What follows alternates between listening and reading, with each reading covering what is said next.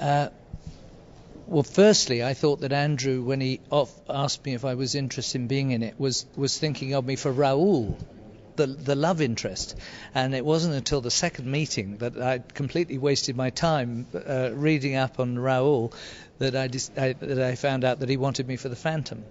And when he played the overture, which he'd already recorded, it was on the other side of a recording of Phantom of the Opera with Sarah Brightman and Steve Harley. And the hair just stood up on the back of my head, and I felt the way I was going to stand as that man. And from that day on, we started to work on it. And 3-4 months later, we opened in London. But it took 4 months to find him and find the mask, work the mask out so that you could breathe and you could see and hear the orchestra. So it was a long journey. Because there are many challenges to this role, like you say, beyond just playing him. It's all the physicality and all the costume, the makeup, and walking down that staircase during Masquerade. I mean, is it time that, or were you able to put your eyes? They were all things that we just worked out in the tech run, and things like that you don't have a lot of time for because you've got to get it right quickly. There are 3,000 other problems going on with the size of the set and the size of everything. So how you walk down a set of stairs is up to you. So even though the eyes are there as the mask of death, you would be walking down with your eyes down and you'd feel. Everything was done by feel. So your feet feel where the edge of the step is and then step down, because you have to keep the power of the character. So you can't suddenly go like that. You've got to stay very strong and into the ground. So they were things that Gilly and Lynn would help with, and so every member of the team was adding in some way or another. Talk about the process of working with Hal Prince during the rehearsal process and what that was like.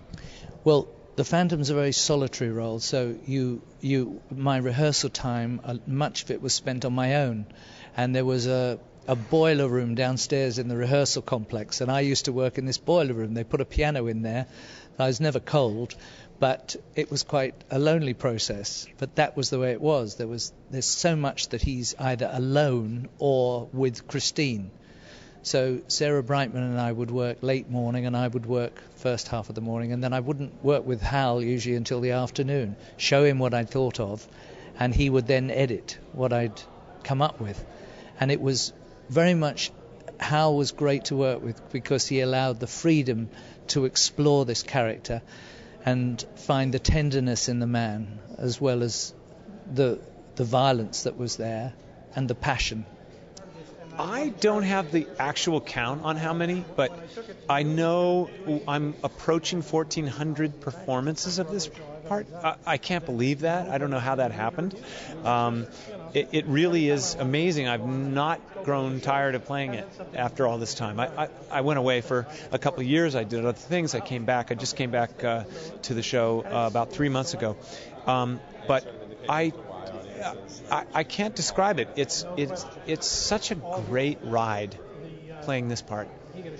I've never grown tired of it. So what did you rediscover about him coming back 3 months ago? Was there something else of the diamond you polished? Well, I think only a deeper understanding, I guess. I think going away from something like this that you've, like an overcoat that you've worn for 3.5 years, like I did, played this 8 times a week for that time. You go away from it and you come back to it. It's still obviously the same role, but I think that you just, maybe it deepens a little bit in a way. Certainly, it's just that the character is just such a great character that we all identify with. Everybody out there, you're doing your job if the audience is actually rooting for you to end up with Christine at the end. And I think that that's partly what we do as an audience, because he's just such a moving, compelling character.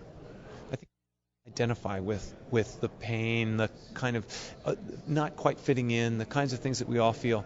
Unrequited love, obviously, that's a part of it.